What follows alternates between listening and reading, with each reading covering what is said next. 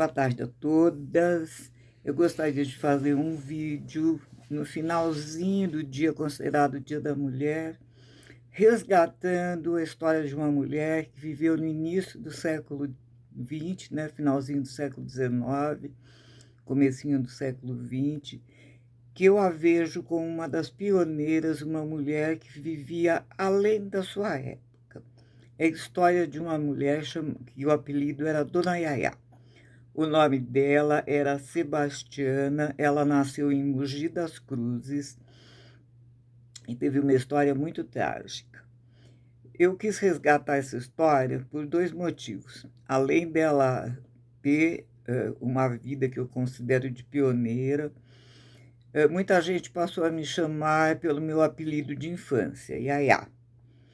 Né? Um apelido que era usado só pelas pessoas que me eram muito próximas, né? Minha mãe, que o colocou quando eu era pequena, meus colegas de escola, na minha adolescência, meus grandes amigos do Instituto de Educação Caetano de Campos, do quais eu guardo as palavras até hoje escritas, né, que acompanhava uma jovem, né, com tantos problemas, e um deles me escreveu: Yaya, continue lutando, que tem gente que gosta e precisa de você.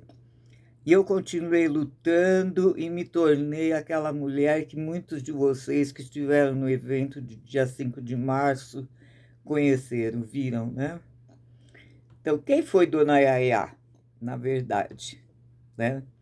Que foi a herdeira dada como louca, Sebastiana de Melo Freire, herdeira de um dos maiores patrimônios de São Paulo e Mogi das Cruzes, teve uma vida marcada por tragédias. Ela logo cedo perdeu uma irmã que atribui-se que morreu engasgada com uma pipoca. Essa irmã dela está enterrada no cemitério de Mogi das Cruzes, num túmulo que muita gente vai colocar homenagens, porque atribui-se a ela muitos milagres. Sebastiana ainda perdeu os pais na adolescência e, por fim, ela perdeu um irmão que se suicidou numa viagem de navio vindo da Argentina para cá. Com tudo isso, Sebastiana herdou uma fortuna que foi avaliada no inventário. Ela tinha 75 imóveis. Para vocês terem uma ideia, só uma chácara em Mogi das Cruzes tinha 36 alqueires. Eu nem consigo imaginar o tamanho de uma chácara dessa, mas acredito quase que seja o tamanho de Mogi das Cruzes inteiro, né?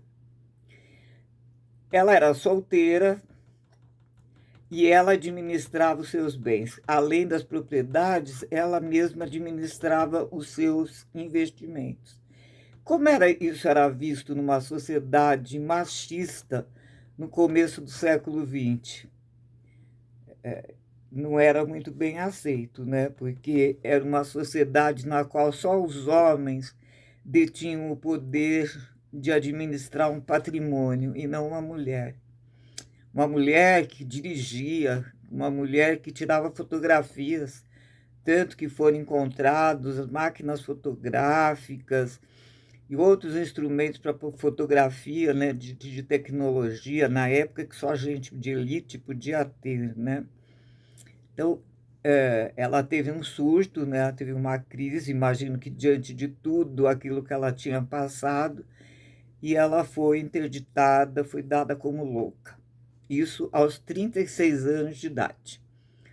E Dona Yaya ficou trancafiada numa casa em São Paulo, no Bexiga, durante 40 anos, até a sua morte aos 74 anos.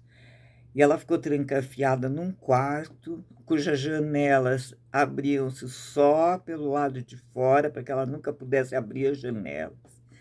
As portas tinham, como nos manicômios, um buraco onde era passada comida, né, que dizia-se na época que era para não ter contato com as pessoas, para ninguém ver se ela tivesse um surto. e só depois de muitos anos, em 1952, fizeram um solário para que ela pudesse tomar um pouco de sol. Tudo isso levantou muitos debates, né, entre os pesquisadores, depois de muito tempo, sobre a questão de como se era vista as doenças mentais na época, né, no início do século XX, e também sobre a autonomia das mulheres, né, naquela época. Então a vida de Dona Yaya foi muito triste. A minha também teve a sua parte triste, tem ainda a sua parte triste, mas não chegou a ser que nem a dela. Agradeço a todos que me ouviram, né? Espero ter contribuído um pouquinho para um debate que a gente pode estar fazendo durante o curso, com essa questão de gênero, essa questão do patriarcalismo na sociedade brasileira. Boa tarde a todos.